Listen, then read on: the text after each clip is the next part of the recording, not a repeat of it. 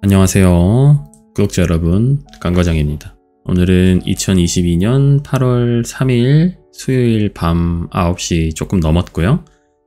네, 저녁 먹고 앉아서 상추씨를 찍고 있습니다. 오늘 저녁은 빵을 먹었습니다.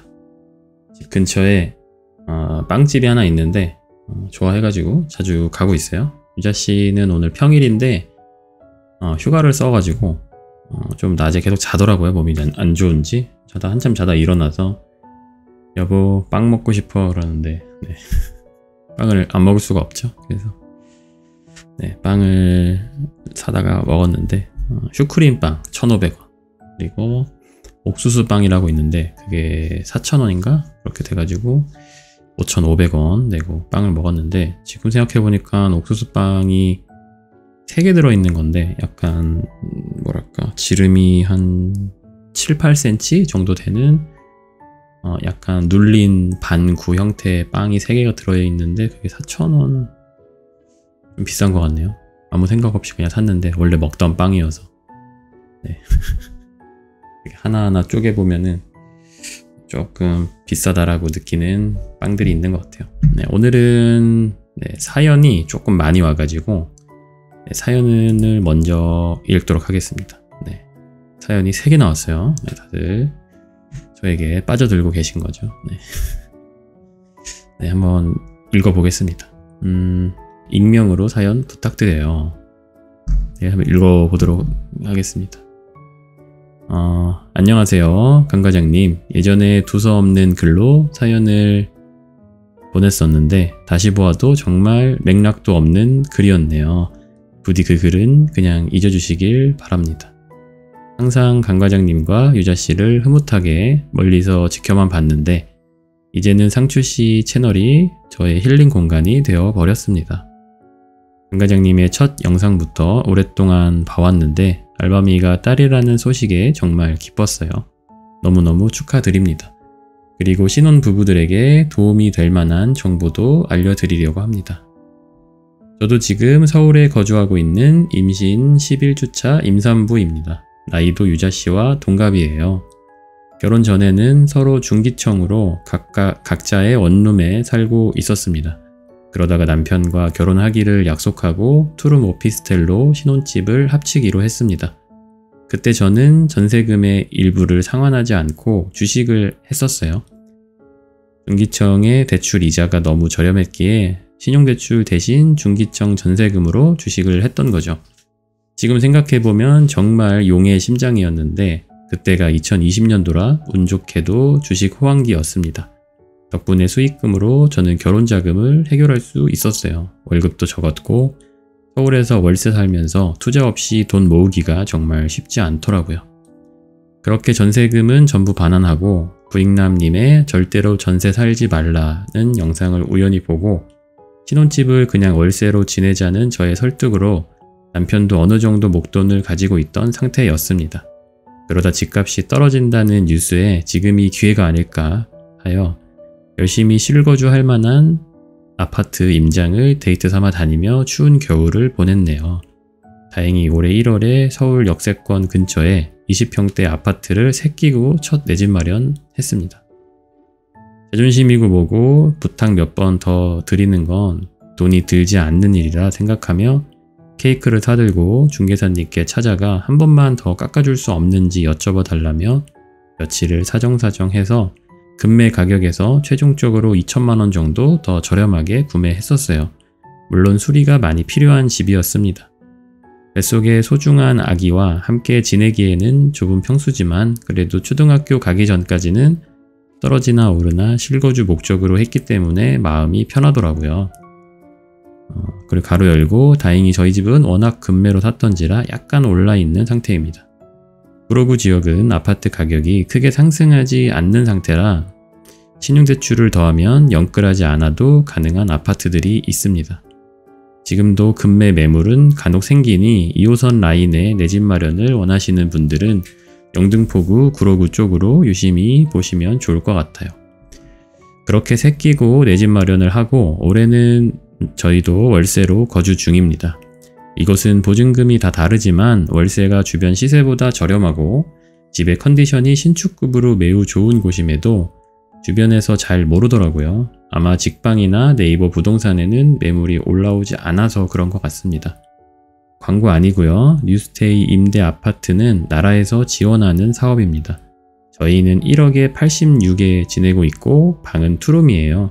이곳은 영등포구에서 관리하기 때문에 계약이 끝나도 월세를 5%밖에 인상할 수 없는 곳입니다. 지금 1년 정도 거주 중인데 그 사이에도 주변 월세가 많이 올랐더라고요. 제가 사연을 보내는 지금쯤은 강 과장님이 아마 이사를 완료하셨을 것 같은데 다른 청년분들에게도 도움이 되지 않을까 싶어 알려드려요.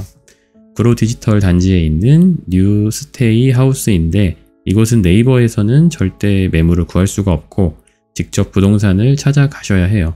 방이 정말 없긴 없습니다. 처음으로 시행된 뉴스테이라 8년의 임대 사업 기간이 끝나면 세입자에게 분양권을 우선적으로 줄 수도 있다는 소문이 돌고 있습니다. 확실하진 않지만 그렇게 하지 않겠다라는 발표도 나지 않은 상황이라 희망을 걸어봅니다. 많은 분들에게 도움이 되길 바라며 제가 글재주가 없어서 약간 변형해서 사연 읽어주셔도 괜찮아요. 죄송합니다. 그대로 읽었습니다. 네. 강 과장님께서도 좋은 일만 가득하시고 알바미가 건강하게 태어나길 간절히 기도하고 항상 응원합니다. 육아 유튜버가 되더라도 애청하겠습니다. 긴 글 읽어주셔서 감사합니다. 편안한 하루 되세요. 이런 게 있군요. 저도 처음 들어본 거여가지고 혹시라도 좀 해당되시는 분들 있으시면 한번 찾아보셔도 좋지 않을까 싶습니다. 네이버 부동산엔 안 나온다고는 하셨는데 그래도 한번 구로 뉴스테이 하우스 H하우스 대림 뉴스테이 아파트 뭐 요건가 보네요. 아마도 맞겠죠? 네, 아닐 수도 있습니다. 293세대 정도 되고 말씀하신 대로 네. 네이버 부동산에는 나오지 않고 있고요. 그러네요. 전혀 없는 것 같고 혹시 뭐 서울에서 또 신혼살림 시작하려고 하시는 분들 계시면 한번 가서 네. 좀 둘러보셔도 좋지 않을까 이런 생각이 좀 듭니다. 블로그 같은 데 가보니까 조금 나오긴 하네요. 그 내부 사진 같은 것들이 굉장히 괜찮네요. 뭐 1.5룸도 있는 것 같고 네. 여러 가지로 방들이 조금씩 있는 것 같아요. 이게 맞는지 모르겠어요. 제가 그냥 급하게 찾은 거라 관심 있으신 분들은 조금 쥐잡듯이 검색을 좀 해보시면 좋을 것 같아요. 구로 디지털 단지역 2호선 바로 앞에 있어요. 진짜 6번 출구 이게 맞다면 네. 제가 제대로 찾은 거라면 네.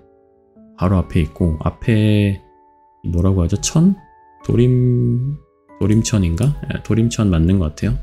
도림천도 있고 이런 것들이 또 있군요. 그러니까 이게 보통 인터넷에 또 잘 알려지지 않은 그런 정보들이 많이 있어가지고 이런 것들을 또 많이 찾아봐도 이게 또 들어가는데 어떤 조건들이 있는지는 잘 모르겠지만은 네, 저도 조금 검색을 한번 해 봐야겠네요. 제가 뭐 바로 이쪽으로 뭐 이사를 하거나 제가 뭐 들어갈 수 없는 집일 수도 있긴 하겠지만은 이런 거 있을 때 보통 사람들은 듣고 그냥 귀찮으니까 에이 뭐 나는 안 되겠지 하고 이제 사실 안 해보는 경우들이 많잖아요. 근데 이런 거 한 번씩 하다 보면 또 운 좋게 네, 얻어 걸리는 경우들이 또 있어가지고 네. 저는 지금 이제 이사를 온 지 조금 됐는데 네, 뭐 잘 지내고 있습니다.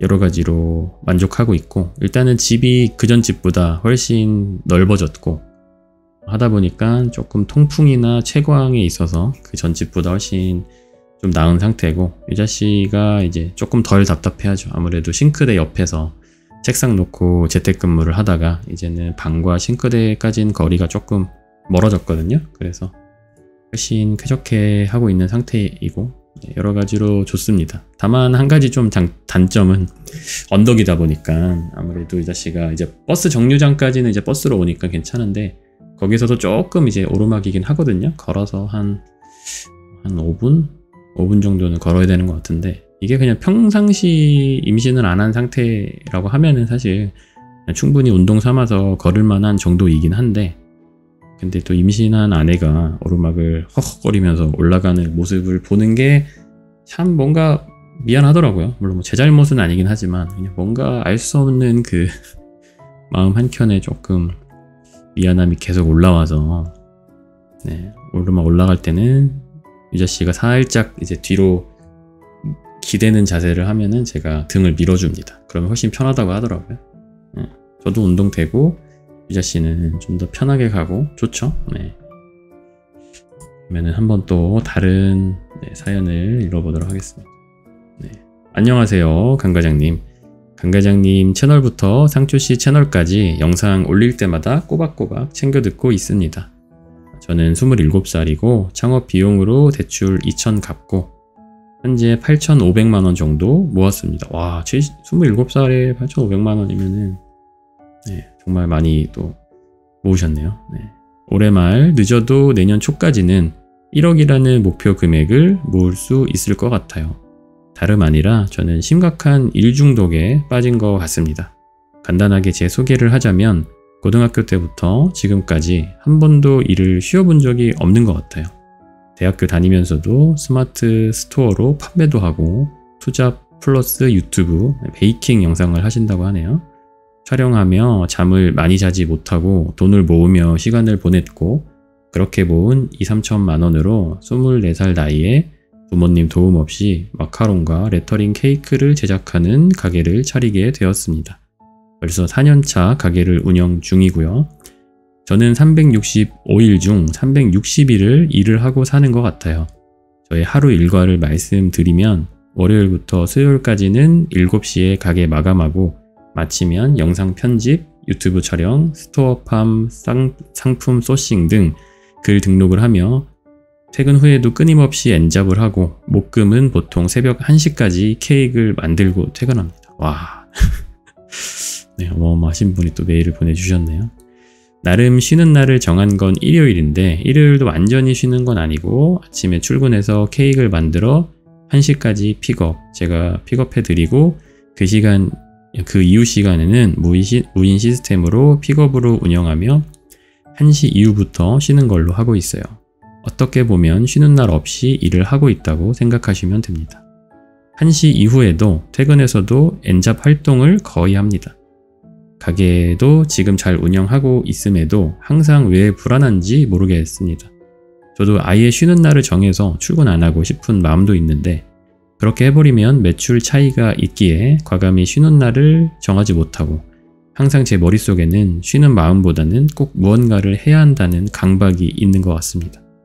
제가 왜 이렇게 일 강박을 가지고 살아가게 되었는지 생각을 해보면 아마도 학생 때부터 동생과의 차별로 인해 집에서 거의 지원을 받지 못하는 학창 시절을 보내왔고 고등학교 때부터 알바를 하며 제가 사고 싶은 옷, 신발을 구매하며 빨리 경제적으로 독립하고 싶다는 마음이 정말 컸던 것 같습니다. 그래서 또래 친구들보다 경제적으로 독립을 빨리 하게 되었고 돈을 모으고 버는 것에 많은 관심을 가지고 계속 꾸준히 본업 플러스 파이프라인을 시도하고 있어요. 목표가 있다면 아직 결혼은 하지 않았지만 나중에 결혼을 하고 아이를 키우면 부족함 없이 키우며 친구처럼 큰 버팀목이 되어주고 앞으로 배우자와 행복하게 지내고 싶은 소망뿐입니다. 그러기에 지금 젊을 때 열심히 해야지 하는 마음이 제일 크고요. 사실 한 번씩 몸이 고장날 것 같은 느낌이 들 때가 있습니다. 예를 들면 손가락이 저린다거나 왼쪽 골반이 아프다거나 온몸이 뭉쳐있는 걸 보면 이렇게 하는 게 맞는 건가 싶기도 하고요. 문제는 오히려 아무것도 하지 않고 쉬게 되면 너무 불안합니다. 어떻게 하면 저의 일 강박을 내려놓을 수 있을지 모르겠습니다. 상처를 잘 받는 성격이라 너무 강한 조언보다는 위로와 격려만으로 큰 힘이 될 것 같아요. 밤에 상추씨 라디오를 들으면서 갑자기 사연 보내고 싶다는 마음에 두서없이 보내게 되었네요. 마지막으로 할 말이 있다면 강 과장님, 유자씨 앞으로 태어날 알바미까지 좋은 일만 가득했으면 좋겠고 제 사연을 듣는 모든 분들도 행복한 일만 가득했으면 좋겠습니다. 감사합니다. 네, 27살 워커홀릭, 네, 일 강박증에서 허우적거리고 계신 네, 사연자분의 사연을 이제 잘 읽었고요. 일단 제 얘기부터 좀 해드리자면, 저 같은 경우도 약간의 일 강박증이 있었어요. 예전에 있었고 지금도 아예 없어지진 않았는데, 예전에랑 다른 건 뭐냐면, 예전에는 일 강박증이 있는 상태에서 제 자녀 시간들을 다 일로 채웠고, 네. 지금은 일 강박증은 있는데 일을 해야겠다는 생각은 하면서 네, 놀고 있고, 막 그러니까 빈둥대고 있고, 약간 이런 차이가 있을 것 같은데, 사실 제 생각에는 일을 많이 하는 것 자체가 그렇게 문제가 되는 것 같진 않은데, 말씀하셨다시피 뭔가 건강에 좀 문제가 가끔씩 생길 때가 있다고 하셨잖아요. 그 정도까지 가는 거는 제가 볼 때는 조금 너무 달리고 계신 거 아닌가, 좀 그런 생각이 많이 들고, 저 같은 경우도 예전에 그 투잡을 굉장히 많이 했었어요. 제가 예전에 한 30살쯤인가 29살 때쯤인가, 제가 첫 퇴사는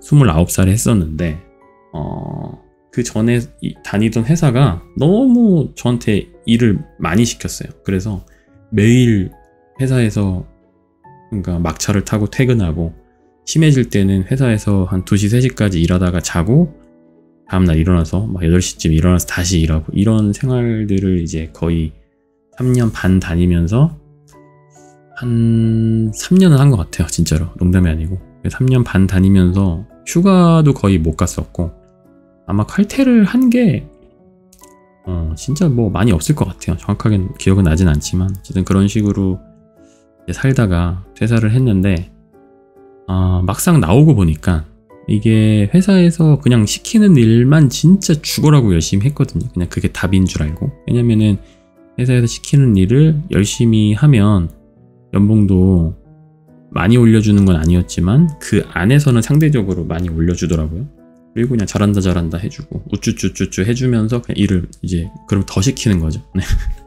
그러다 보니 그게 이제 그냥 맞는 거라고 생각해서 미친 듯이 달렸는데, 좀 아닌 것 같다라는 생각이 들어서 퇴사를 하고 보니까, 내가 거기서 열심히 했던 게 제가 일하고 있는 업계에서 인정을 받기에는 생각보다 뭐랄까, 쉽게 얘기하면 노가다성 작업이 너무 많았던 거예요. 내 몸값을 올리는데 직접적으로 도움이 되는 그런 업무라기보다는 그냥 누구나 할 수 있지만 시간이 많이 들어야 되고 열심히 하면 잘할 수 있는 일, 그런 것들이 되게 많더라고요. 그래서 나오고 나서 정말 열심히 했는데 생각보다 이게 바깥 세상에서 그렇게 필요한 일은 아니구나, 이런 생각이 좀 많이 들어서 굉장히 많이 좀 후회를 했던 그런 기억이 있는데, 문제는 뭐였냐면, 나오고 나서는 이직한 회사는 그래도 막 주말에 일을 하진 않았거든요. 평일에는 맨날 한 10시 정도까지 일하다가 퇴근을 하긴 했는데, 주말에는 처음에 제가 입사하고 한 반년 정도까지는 좀 하다가 그 이후로는 특별히 바쁜 기간을 빼고는 주말에는 일을 잘 안 했는데, 주말에 이제 갑자기 거의 이직하고 나서도 한 1년 정도 바빴다고 치면, 제가 취업을 하고 나서 한 정신없이 4, 5년 정도를 달리다가 주말이 없는 삶을 살다가 갑자기 이제 주말이 생겨버리니까 이 시간을 제가 이제 감당을 못 하겠더라고요. 감당을 못 하고 그 시간을 되게 무의미하게 이제 막 보내기 시작했었어요. 그러다 보니까 이게 뭔가 잘못됐다라는 거는 느꼈는데, 이거를 뭐 어떻게 해야 될지, 4, 5년 동안 이미 회사 일만 너무 하다 보니까 취미생활이랄 것도 없어졌고, 저의 뭐랄까 그냥 취향이라고 해야 되나요? 제가 선호하는, 좋아하는 것들, 그런 게 원래 예전에 많았는데 한 4, 5년 정도 그냥 미친 듯이 회사 일만 하다 보니까 다 사라졌어요.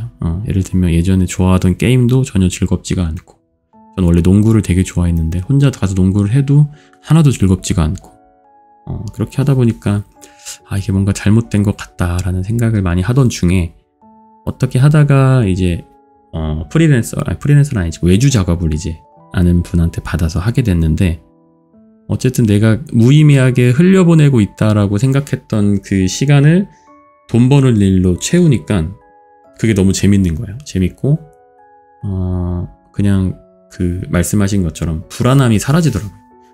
그 전엔 놀면서도 뭔가 불안하고 이러면 안 될 것 같고 막 이런 생각이 좀 많이 들었었는데, 어쨌든 그 시간을 돈으로 다시 바꾸면서 약간의 또 마음의 안정감을 찾았다가, 문제는 뭐냐면 돈이 벌리기 시작하니까 처음에는 한 달에 뭐 한 달 전체 해가지고 뭐 한두 건 뭐 이렇게 해가지고 뭐 한 50만원 뭐 60만원 이렇게 소소하게 벌다가 열심히 미친 듯이 하다 보니까 그것도 또 그쪽 외주사에서 좋게 보셨는지 일을 계속 주고, 어떻게 하다 보니까 그분이 다른 회사를 연결해줘서 또 받고 뭐 이렇게 하다 보니까 일이 점점 많아져서 한 번에 보통은 한 건씩만 진행을 하거든요. 그거 끝나면 다른 거 하고 끝나면 다른 거 하고. 근데 이제 일이 들어오는 거를 이제 걷어내기가 너무 아까운 거죠. 왜냐면은 저게 다 돈인데. 그래서 한 건을 하는 도중에 한 건을 받아보기 시작하고 두 건을 동시에 진행을 하게 되는 거죠.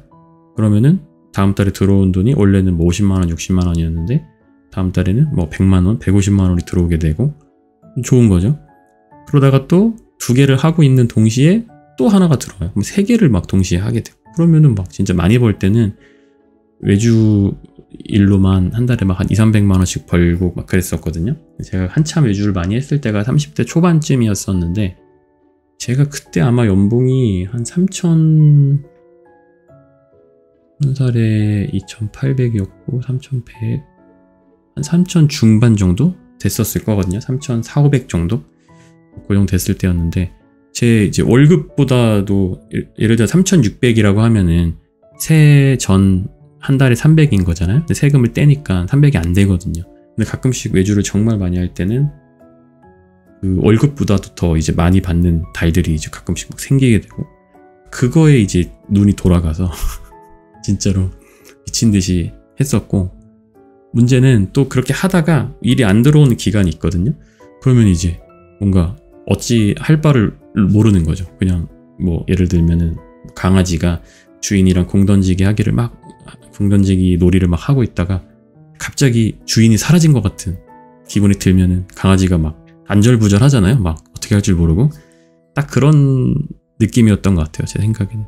그래서 일이 없을 때는 쉬면 되는데, 마음 편히 쉬고 좀 운동도 하고 하면 좋은데, 그냥 이러지도 저러지도 막 못하니까 불안하니까 계속 뭐 어떤 영상 좀 봤다가 뭐 인터넷 글 조금 봤다가 조금 누웠다가 뭐 그냥 계속 짧게 별로 도움되지도 않고 별로 크게 이렇게 뭐랄까 제가 의식적으로 하는 게 아니고 그냥 막 그런 식으로 계속 조금 살았던 것 같아요. 근데 그게 지금 생각해보면 굉장히 심각한 이제 일 중독, 일 강박 그런 느낌이었던 것 같고, 그 기간이 그러니까 그렇게 일 강박증 때문에 불안해했던 그런 기간들이 지나고 나면은 그 시간들이 사실 너무 아깝고, 근데 그것들을 어떻게 효율적으로 사실 저도 없앨 수 있을까 이런 거를 잘 모르겠더라고요. 요즘도 사실 잘 몰라요. 요즘도 사실 잘 모르고, 그리고 이제 사연 보내주신 분은 하시다 보면 몸이 이제 육체적으로 신체적으로 조금 아픈 부분이 생기신다고 했는데, 저 같은 경우는 일 강박증에 빠져서 너무 달리게 될 때가 또 가끔 있거든요. 전에 이제 퇴사하기 전에는 유튜브 하면서 회사 일 하다가 또 어떻게 하다 보면 타 방송 출연도 막 들어오게 돼요. 그러면 이제 한꺼번에 막 일들이 몰리면 그냥 내가 다 할 수 있을 거야 라고 생각하다가 어느 순간 그게 이제 뭔가 뻥 터져버리면서 굉장히 막 공황장애는 아니지만 그런 느낌처럼 막 심장이 매일 막 두근두근하고 다 못할 것 같고 다 망할 것 같고 막 그런 생각들이 들면서 막 번아웃이 엄청 이제 세게 오고, 근데 그거를 이제 정신력으로 버티면서 하고 하다가 이제 터지면 다 내려놓고 좀 쉬고, 예전에 제가 유튜브를 잠깐 한 달씩 두 달씩 쉴 때가 있었는데 이제 그럴 때가 조금 그런 기간이었었거든요. 근데 저도 그거를 좀 바꾸고 싶은데 잘 안 되더라고요. 안 되고, 그래서 저는 그냥 한 가지 하는 거는 최대한 좀 잠은 자자. 네. 예를 들면 일 때문에 잠 시간을 줄이지는 말자, 뭐 약간 저만의 나름의 좀 그런 원칙 같은 것들은 세웠어요. 그래가지고 일단 신체가 조금 건강한 상태가 유지가 되면 조금 덜한 것 같긴 하더라고요. 그런 뭔가 불안하고 그런 마음들이. 그래서 그냥 저는 그냥 그렇게 하고 있고, 사실 사연 보내주신 분한테 당장 적용이 될 만한 그런 내용은 아닌 것 같긴 한데 좀 그런 식으로 하고 있어서 혼자 스스로만의 어느 정도의 그런 뭐랄까 방법을 조금 기준을 좀 정해서 저처럼 뭔가 잠은 줄이지 않는다던가 아니면은 뭐 그런 것도 좋을 것 같아요. 이게 사람들이 프리랜서로 특히 하시는 분들은 뭐 물론 프리랜서는 아니고 이제 뭐 사업을 하시거나 자영업을 하시는 그런 느낌이긴 하지만은 그 자기만의 그냥 그 루틴을 좀 정한대요. 그래서 아침에 일어나서부터 루틴을 아예 정하는 거죠. 일어나서 바로 이불 정리하고 바로 커피를 마시고 커피를 마시면서 뭐 신문을 보고 이런 것들을 자기만의 방식으로 그런 거를 좀 정해 놓으면 시간이 잠깐 비는 시간도 없어질 뿐더러 딱 비었을 때 지금은 뭐 하는 시간이니까 약간 요거 하면 되겠다. 약간 요렇게 돼서 불안한 마음들이 조금 많이 없어진다고 그렇게 좀 들었었고, 그리고 너무 이제 일강박 같은 게 심하다고 생각이 드시면 근처에 정신과 같은 데서 상담을 사실 받아보는 것도 제가 볼 때는 되게 좋은 방법일 수 있거든요. 글을 쓰면서 어떤 느낌이 드셨는지 잘은 모르겠지만 이게 내 이야기를, 내 속에 있는 그 깊숙하게 있는 이야기를 누군가한테 꺼내는 게 사실 쉽지가 않거든요. 주변 사람한테도. 근데 막 이걸 다 토해내고 싶을 때가 있어요. 토해내지 않으면 막 눈물이 흐를 것 같은, 저도 그럴 때가 있었거든요. 그래서 그럴 때는 차라리 그냥 정신과를 가서 선생님한테 다 쏟아내다 보면 그거 뭐 대단한 이 조언을 듣지 않더라도, 당장 나한테 적용되는 그런 걸 듣지 않더라도 뭔가 좀 마음이 후련해지고 그런 게 조금 저는 있었거든요. 물론 이제 돈이 좀 들죠. 약값도 좀 들고. 근데 물론 약까지는 안 드신다고 하더라도 그런 상담 비용이 좀 들긴 할 거예요. 저는 2주마다 한 번씩 갔는데 4만 원인가 뭐 그 정도 냈었고, 근데 주변에도 또 정신과마다 다 달라요. 그냥 완전히 상담 없이 그냥 그 진료만 보는 정신과도 있고, 그런데 정말 약만 주세요. 그냥 정말 우리가 내과 가듯이 어디 아파요 뭐 이렇게 하면은 그 약 주고 이런 데도 있고, 대신 다른 데는 또 막 한 10만 원 이렇게 한번 갈 때마다 그런 정도씩 받는 대신 상담 시간이 조금 더 길겠죠. 뭐 그런 데도 있고. 근데 저 같은 경우는 그 중간 어딘가에 있는 10만 원은 아무래도 좀 비싼 것 같고, 그냥 한 4만 원 이 정도면은 내가 뭐 2주마다 한 번씩은 지출할 수 있겠다 하는 정도로 가면은 상담을 한 20분인가 30분 정도 해주고, 뒤에 다른 환자 없으면 한 40분 정도 해주시는데, 얘기하다 보면은 나도 몰랐던 그런 뭔가 해결책을 얻을 때도 있고, 내가 왜 이렇게 됐는지에 대해서 약간의 뭔가 실마리 같은 거를 또 찾으실 수도 있고, 그렇다 보니까 일단은 그냥 제가 말씀드리고 싶은 건, 일을 많이 하시고 이거는 사실 괜찮은 것 같아요.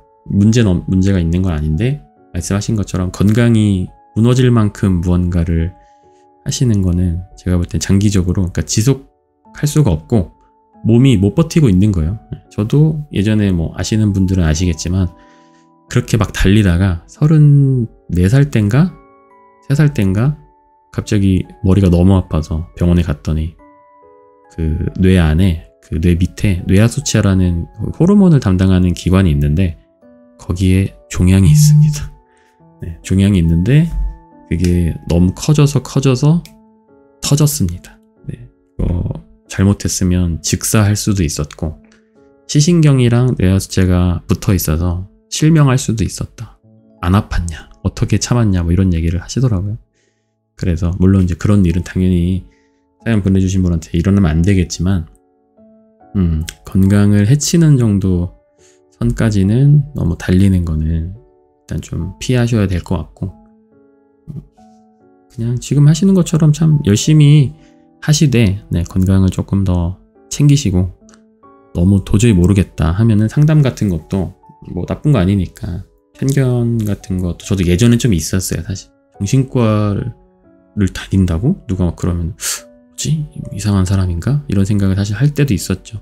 뭔가 막 기분이 계속 오락가락하나? 좋았다 슬펐다가? 뭐 이런 생각도 하고 그랬는데 그렇지 않아도 다니는 사람들이 되게 많고 저도 제가 이제 정신과를 예전에 한 1년 넘게 다녔는데 그런 거를 이제 영상에서도 말하고 하니까 주변 사람들 중에서도 저한테 이제 커밍아웃을 하더라고요. 사실 나도 정신과 약을 먹고 있다. 근데 생각보다 많습니다. 그런 사람들이 절대 이상하고 나쁜 거 아니고 우리가 몸이 너무 아프면 도저히 내가 못 참겠으면 그냥 병원을 가듯이 마음이 너무 아프면 정신과를 가는 거예요. 뭐 그런 느낌으로 생각을 하시면 될 것 같아요. 물론 뭐 일부러 주변 사람들한테 그걸 막 동대방네 사실 소문을 낼 필요는 없죠. 물론 잘못된 건 아니지만 굳이 물어보지 않는데 뭐 소문을 낼 필요는 절대 없고 일하시다가 중간중간에 한 번씩 가서 상담 받으시고 하시다 보면은 여러 가지로 마음이 조금 편해지시지 않을까 그런 생각을 조금 해봅니다. 혹시 듣고 계시는 분들 중에서도 약간 일 강박이나 뭔가 일 불안 이런 것들 때문에 좀 고생하셨다가 좀 잘 극복을 하신 분들이 계시다면 댓글에다가 또 본인 경험담 같은 거 조금씩 써주시면 많이 도움이 되지 않을까 싶습니다. 모쪼록 정말 27살인데 정말 열심히 살고 계신데 유튜브도 하고 계시다고 했는데 그 유튜브 채널을 좀 알려주셨으면 저도 가서 영상도 좀 보고 어떻게 하시나 뭐 이렇게 좀 했을 텐데 혹시 뭐 수도권이라고 하시면 서울 근교라고 하시면 나중에 기회 되면은 제가 지금 차를 사려고 알아보고 있는데 차 사면 한번 유자씨랑 놀러 가도록 하겠습니다. 막 레터링 케이크는 제가 당분간은 딱히 살 일은 없을 것 같고 마카롱 정도는 또 좋아하니까 유자씨도 근데 지금 27살인데 24살 때 가게를 차리신 거구나. 다시 읽어보니까 정말 대단하십니다. 모쪼록 건강하게 잘 열심히 일하셨으면 좋겠습니다. 건강한 상태로 건강해야지 또 오래오래 일하는 거니까요. 우리가 또 마라톤 하는데 전력 질주하면서 내가 1등이다 이렇게 생각하는 사람들이 있거든요. 결국에는 이제 뭐 문제가 생기겠죠. 체력이 빠져가지고 뒤에 애들한테 다 제껴지고 이제 아니면 나는 너무 뛰어서 어디가 아프거나 그럴 수 있는 거거든요. 길게 보시고 27살이면 뭐 아직 창창하신데 제가 처음 취업했을 때가 26살인가 그랬었는데 그렇습니다.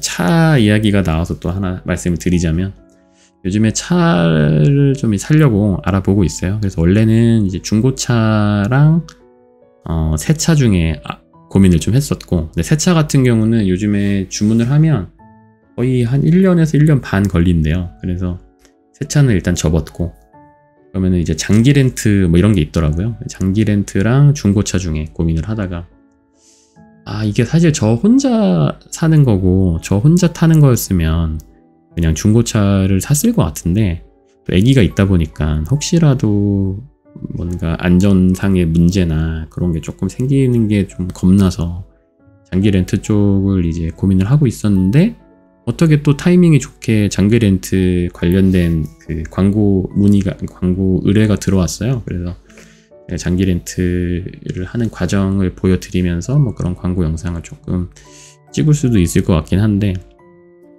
아무래도 신차를 당연히 그냥 100% 현금으로 내는 것보다는 매달 들어가는 비용이 좀 더 이제 많긴 하고 그런 부분들이 있고 그리고 뭐 제가 세금 쪽을 정확히는 모르겠는데 차 같은 게 또 있으면 뭐가 무슨 세금이 또 올라간대요. 무슨 뭐 의료보험도 올라가고 그게 그냥 보통 일반적인 국내의 저렴한 차들도 다 해당되는 건지 모르겠는데 하여튼 그래서 뭐다 뭐 해서 주변에 이제 개인 사업 하시거나 개인 사업자 있으신 분들은 장기 렌트가 괜찮다 여러 가지로 뭐 그런 얘기들을 좀 하셔서 어쨌든 개인 장기 렌트를 좀 하기로 했고 근데 일단 하기로는 했는데 그래서 지금 근데 계속 뭔가 알아보게 되잖아요. 이게 맞나 이게 맞는 건가 제가 이제 좀 찾아보고 있는 차가 장기 렌트로 하면 한 달에 한 55만원 정도를 내야 되더라고요. 근데 거기에 이제 물론 보험금이 포함이 되어 있는 금액인 거니까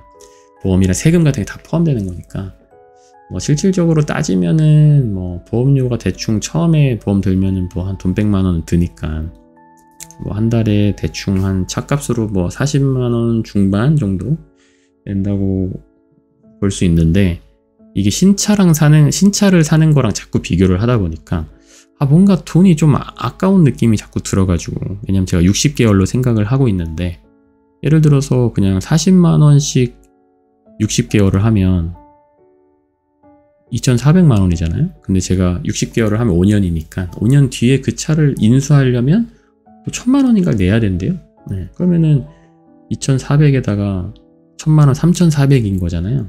근데 물론 이제 제 목돈이 들어가지는 않으니까 그 렌트하는 기간 동안에는 그 뭐 이자 같은 거 들어가고 하니까 뭐 당연히 그럴 수는 있긴 한데, 어쨌든 그 차가 3,000만 원이 안 하는 차인데 그 차를 내가 3,400만 원 이상을 주고 운용을 한다는 게 뭔가 제 생각에는 조금 뭔가 좀 알쏭달쏭해서. 근데 물론 이제 그렇게 되면은 세금 처리 같은 것도 되고 뭐 그렇게 해서 뭐 괜찮다, 뭐 꼭 손해 보는 건 아니다라고 주변 분들은 많이 이야기도 하긴 하시던데, 그래서 어쨌든 저희가 아직 확정은 아닌데 그 셀토스라는 기아차가 있어요. 그래가지고 그거를 아마 할 것 같은데, 그게 가성비가 되게 좋다고 이야기를 많이 들어가지고 2,700만 원인가 뭐 그 정도 하더라고요, 차값이. 그거를 이제 장기 렌트로 하면은 한 달에 한 55만 원 이 정도 되는데, 사실 55만 원을 내는 거가 사실 크게 문제는 아닌데, 저희가 월세가 또 있지 않습니까? 그러니까 생각해보면 월세가 110만 원에 저희 관리비가 5만 원이거든요. 그럼 115만 원에다가 55만 원을 또 더하니까 170만 원이 되잖아요. 거기 기름값도 못해도 한 달에 뭐 한 20만 원 나갈 테고, 그러면은 그냥 진짜로 별거 안 해도 한 달에 200만 원씩 고정 비용이 이제 나가는 거다 보니까 그게 되게 조금 부담이 되더라고요. 네, 부담이 되고 이게 사실 지금 상태로는 크게 문제는 없어요. 왜냐면 유자 씨도 일을 하고 있고, 저도 프리랜서 일을 하면서 제 유튜브도 하고 있고, 유튜브도 어느 정도 잘 되고 있고, 이러니까 상관은 크게 문제는 없는데, 지금이 유지만 된다고 해도. 근데 그게 사람이 일이 어떻게 될지 모르는 거고, 유자 씨는 내년에 휴직을 할 거고, 본인 말로는 한 6개월만 쉬다가 다시 복귀하겠다라고 얘기하지만, 사람 일이 또 자기 마음 먹은 대로 안 되잖아요. 좀 몸이 안 좋아서 더 오래 쉴 수도 있고, 아니면 아예 또 복귀를 못 할 수도 있고. 저 같은 경우도 유튜브가 사실 언제까지 잘 될지 잘 모르기도 하고, 그리고 지금 정도만 유지된다고 쳐도 만약에 광고를 따로 찍지 않잖아요. 그러면 유튜브 수입만 봤을 때는 뭐 한 300만 원 이렇게 나올 때도 많거든요. 그 정도만 해도 사실 보통 정도 나오는 거, 보통보다 조금 잘 나오는 정도, 200만 원대 나올 때도 되게 많았고, 6월달 같은 저번 달 수익만 해도 뭐 그 정도 되거나 300 중반 정도. 물론 이제 많은 돈이죠. 당연히 너무 감사한 돈이고 구독자분들 좋아해 주셔서 많이 벌고 있는 돈이지만, 그 막 월세랑 차랑 뭐 가정을 꾸려나가기에는 그 하나, 유자 씨가 만약 휴직을 한다고 치면 그렇기에는 뭔가 조금 이제 부담이 되더라고요. 그것도 사실 어느 정도 좀 잘 나왔을 때 그 정도 수익이거든요. 진짜 안 될 때는 막 200만 원대 나올 때도 가끔씩 있어가지고, 꽤 있어서. 그래서 그게 그런 게 장기간 지속되면 어떡하지? 막 이런 생각이 좀 들면서 좀 무서워지더라고요. 물론 제가 프리랜서로 일을 하는 게 있긴 한데, 그거는 거의 회사 다닐 때랑 비교했을 때 수입이 거의 한 4분의 1, 3분의 1 정도로 이제 줄어든 상태예요. 왜냐면 제가 업무 시간을 조금 조절을 해서 시간을 좀 적게 하기 때문에. 그렇다 보니까 여러 가지로 좀 두려움이 많은 상황인데, 이걸 하는 게 맞나? 괜찮을까? 그냥 한 1,000만 원짜리 중고차를 사는 게 좋지 않을까? 이런 생각 좀 들고, 그런 고민이 좀 있습니다. 그래서 혹시 뭐 장기 렌트를 좀 해보셨거나 아니면 개인 사업자거나 뭐 이런 분들 잘 모르는 저에게 조언을 해주실 수 있는 분들이 계시다면 아무 말씀이나 좋으니까 좀 해주시면 너무 감사할 것 같습니다. 벌써 40분이 지났고,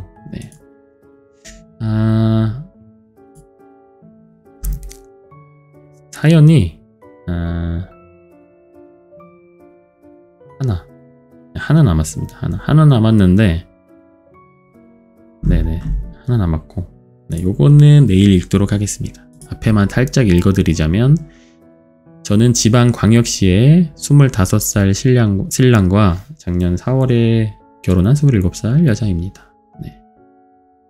요렇게 보내주셨는데, 요거는 아껴놨다가 제가 다음에 읽도록 할게요. 그리고 오늘은 상추씨 채널 이제 댓글을 조금 읽어보겠습니다. 댓글을 또 많이들 달아주셔가지고 굉장히 또 감사하게 생각을 하고 있고요. 네. 댓글을 한번 천천히 읽어보겠습니다. 조금 한 10분 정도 읽다가 끝내면은 딱 좋지 않을까 싶습니다. 네, 민스, 이게 뭘까요? GUE? 뭐라고 읽어야 되죠? 네. 밥 먹으면서 듣다가 저도 위로받는 저녁입니다. 상추씨 라디오도 강과장 채널만큼 좋아요. 감사합니다. 네, 시안님.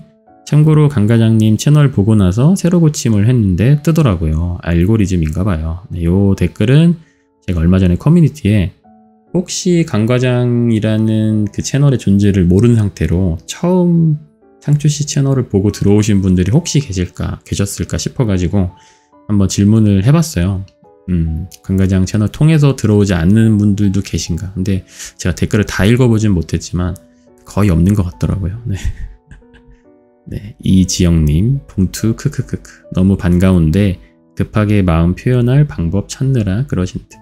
네, 요거는 제가 얼마 전에 구독자분을 사당역 근처의 한 카페에서 만났는데 네, 봉투를 주셔가지고 그 안에 5만원짜리 현금이 들어있었습니다. 뭔지도 모르고 일단 받았는데 또 그 앞에서 까보는 건 좀 예의가 아닌 것 같아서 손편지인가 하고 한번 받았는데 네, 5만원짜리 네, 손편지가 마음이 들어있었습니다. 네, 그 다음 쿠킹맘님, 직장하고 집은 가까워야 건강도 지키고 효율적인 시간으로 투잡도 가능하다고 생각해요. 상추님 현명하게 옮기신 듯 해요. 행복하세요. 감사합니다. 영회장님, 커피가루 수육할 때 된장이랑 같이 넣어서 만들어 보세요. 오, 그런 방법이 또 있군요. 제가 얼마 전에 어젠가 그젠가 커피를 샀는데 너무 맛이 없어가지고 네. 향이 아예 없더라고요. 커피 그 향이. 원래 저희가 캡슐 커피 머신이 있는데 그 캡슐이 다 떨어졌어요. 그래서 캡슐을 살까 말까 하다가 그냥 인스턴트 커피 먹자 해가지고 그 원두 가루만 들어있는, 그러니까 원두 가루는 아니고 그 커피 가루만 들어있는 그거를 맥심 모카골드 그걸 하나 샀는데 어우 그 맛이 없다 있다 그걸 따질 게 아니고 그냥 맛이 그냥 맛 자체가 없더라고요. 그냥 무맛. 좀 많이 넣었는데도 그러니까 보통 저는 커피를 언제 먹냐면 졸릴 때도 먹긴 한데 뭐 빵 같은 거나 뭐 과자 같은 거 먹을 때 다니까 쓴맛으로 좀 중화시키려고 커피를 먹거든요. 근데 그 중화가 불가능한 정도의 쓴맛이어서 어떻게 해야 될지 고민을 하고 있었는데 수육할 때 넣으면 된다고 또 꿀 조언을 해주셔서 다음에 제가 한번 써먹어 보도록 하겠습니다. 근데 또 그 싱크대를 뒤지다 보니까 예전에 갖고 있던 다른 또 커피들이 있더라고요. 뭐 드립 커피 같은 거 이렇게 누가 선물해 주는 게 있었는데 그게 있는지 모르고 제가 또 좀 뒤져보고 살 걸 그랬는데 그게 있는지 모르고 그냥 사버려가지고 참. 네. 어쨌든 뭐 다 맛있게 먹으면 되죠. 잔찬히. 네. DI in the UK님, 상추씨에 중독됐어요. 오래오래 해주세요. 네. 상추씨가 또 상추씨 채널만의 또 매력이 있죠? 네, 들으시다 보면. 네, 강과장 채널과는 조금 또 다른 그런 재미가 있으시지 않을까 싶습니다. 네. 그렇고요. 장별꽃님, 강과장님은 아버지의 성실함, 유전자랑 어머니의 검소하고 저축하는 유전자를 물려받으셨군요. 정말 유전자의 힘은 위대해요. 감사합니다. 이게 상추씨를 끝까지 좀 그 제법 뒤에까지 들으시는 분들이 많으신가 봐요. 그래서 영상이 기니까 사실 뒤쪽 내용은 잘 모를 수도 있는데 네, 댓글 달리는 거 보면 뒤에까지도 좀 보시는 분들이 계시나? 이런 생각이 들 때가 가끔씩 또 있어가지고 감사하게 생각을 하고 있습니다. 네. 참고로 또 일하실 때 들으시는 분들도 많다고 하셨는데 혹시 주무실 때 들으시는 분들도 많다고 하셔가지고 중간 광고는 다 뺐습니다. 앞에랑 뒤에만 광고가 들어가고 대신 제 쿠팡 파트너스 링크를 살짝 끼워 넣고 있으니까 많은 사랑 부탁드립니다. 쿠팡 파트너스가 네, 제가 하고 있어요. 그래서 강과장 채널에는 안 올리고 있고 상주씨 채널에만 제가 설명란에다가 넣고 있는데 혹시 네, 뭐 쿠팡에서 뭐 사실 때 그 링크로 들어가서 검색해서 사시면 저한테 수수료가 조금씩 떨어집니다. 네. 요번 달 한 달 수익은 쿠팡 파트너스 네, 47,000원이네요. 네, 요거는 아마 대부분 상추씨 채널 계신 분들이 사신 거일 거라서 아마도 상추씨 채널 수익에 네, 포함시키도록 하겠습니다. 네, MJ님, 강과장님 서버 거 말고 저렴이 컵슐 캐피도 많은데 다른 것도 드셔보세요. 이왕 기계도 있는데 써먹어야죠. 크크크. 네. 찾아보니까 조금 저렴한 것들도 있는 것 같아서 지금 있는 거 좀 먹고 한번 도전해보도록 하겠습니다. 사실 저도 또 기계가 있는데 안 쓰는 거 좀 아쉽잖아요. 아쉬워가지고 네, 그 인스턴트 커피를 사고 나서 아차 싶더라고. 그럼 내가 뭐 이걸 버릴 것도 아니고 이 기계를 내가 이 인스턴트 커피를 왜 샀을까 갑자기 정신이 번쩍 들어가지고 네. 초에밀리님 잘 들었어요. 감사해요. 다들 좋은 하고 끝나네요. 그랬나요? 제가 편집을 잘 못했나 보네요.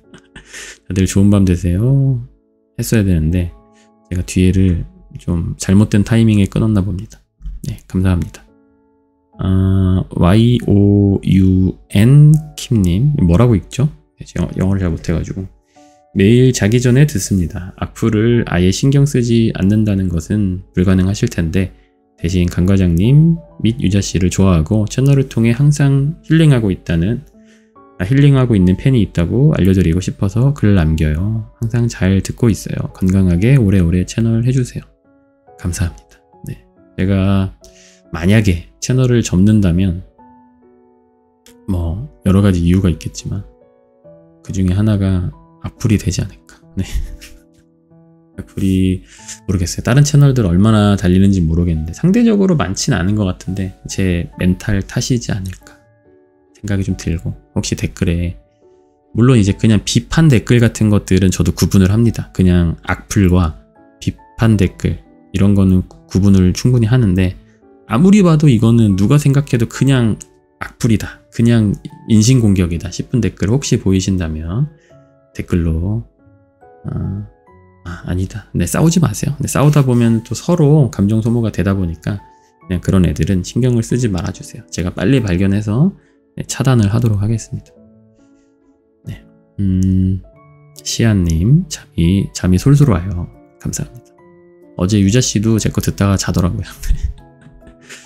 이게 생각보다 잠을 못 잔다는 거가 되게 힘든 일이어서 그리고 내가 원하는 시간에 잘 수 없다는 거가 진짜 힘든 일이잖아요. 그래서 혹시라도 숙면에 도움을 받고 계신 분들이 얼마나 계실지는 모르겠지만 조금은 계실 것 같아요. 그래서 굉장히 뿌듯하게 생각을 하고 있습니다. 저도 예전에 한참 불면증에 시달릴 때 분명히 피곤한데 누우면 잠이 안 오는 정말 이 골 때리는 상황을 늘 겪었었는데 나리님 오늘도 강과장님 감미로운 목소리 들으면서 잠을 청해봅니다. 네, 감사합니다. 율리안나님 강과장님 감사합니다. 캡슐커피 너무 진해서 밤잠 자기 힘들어요.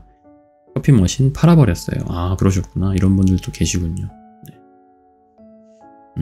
빛날 소현님 오늘도 영상 감사합니다. 저녁에 집안일 할 때 듣기 너무 좋아요. 감사합니다. 듣다가 생각났는데 커피 농도 진하게 해서 얼음해서 드셔도 괜찮지 않을까요? 새로 산 커피는 그렇게 한번 해보도록 하겠습니다. 네, KM준님 들으면서 또 댓글 남겨요. 저도 고딩 아들 키우지만 사교육비는 부모의 신념에 따라 천차만별이에요.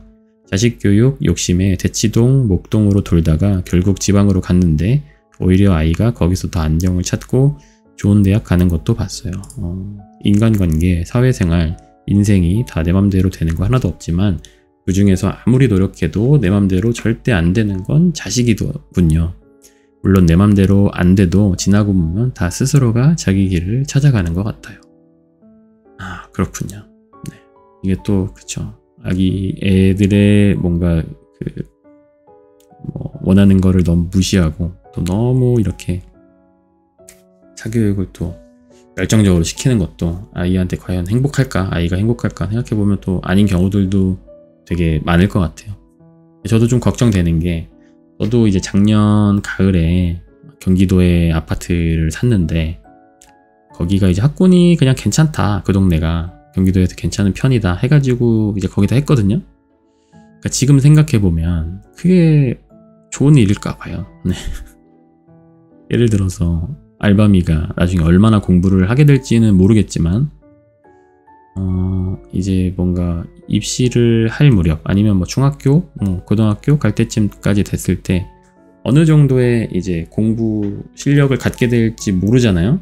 근데 아빠가 한 10년 전에 경기도에 학군이 괜찮은 곳에 집을 샀다는 이유만으로 공부를 잘 하지 않는데 그 좀 학군이 센 데서 공부 잘하는 친구들과 힘들게 경쟁하는 것이 과연 알바미의 행복에 도움이 되는 일인가 라는 생각이 또 문득 들어가지고 요즘에 조금 고민이 많습니다. 그렇다고 뭐 그 집을 산 건 물을 수는 없는데 아는 분도 목동에 계시다가 아기가 생각보다 공부를 못 따라가서 김포로 이제 가시려고 한다고 하더라고요. 근데 그게 또 그 정도만 또 가도 생각보다 이런 또 그 학군 이런 게 좀 많이 다르다고 하더라고요. 뭐 김포를 비하한다거나 그런 거 절대 아닙니다. 목동이 워낙 세다고 하더라고요. 혹시라도 김포 사시는 학부모님 계시다면 오해는 없으시길 바라고요. 저 잘 모릅니다 사실. 네. 김미환님, 강과장님 팬이에요. 상주씨 채널이 활성화되어서 너무 좋아요. 감사합니다. 예전에는 정말 뜨문뜨문 올렸는데 사실 뜨문뜨문 올릴 수밖에 없었던 게 제가 한참 영상을 많이 올릴 때는 회사 다니면서 일주일에 2개씩 계속 꼬박꼬박 올렸을 때도 있었고요. 막 3개씩 올릴 때도 있었어요. 그거 올리면서 여기저기 출연도 하고 상주씨도 찍고 막 그렇게 했었는데 몸이 못 버티더라고요. 몸이 너무 골아버려가지고 이거는 내가 장기간 할 수는 없겠구나 라는 생각이 들어서 조금 이제 조절을 했었죠.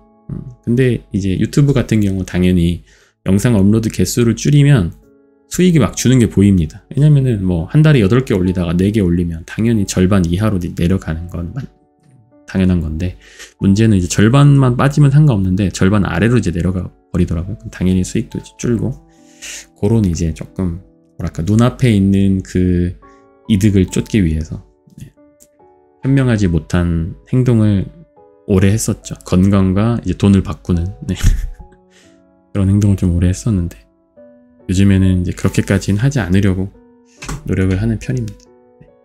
아이고 어쩌다 보니까 54분이 됐네요. 이것도 렌더링 하려면 꽤 걸립니다. 영상이 길어가지고 딱히 편집이 들어가진 않는데 영상 자체가 너무 길다 보니까 시간이 꽤 길고 올리는 데 시간도 더 길고 이렇게 돼가지고 생각보다 또 시간이 많이 듭니다. 상주씨가 별거 하는 건 없는데 그럼에도 또 재미있게 들어주시는 분들이 많이 계셔가지고 정말 감사하다는 말씀을 드립니다.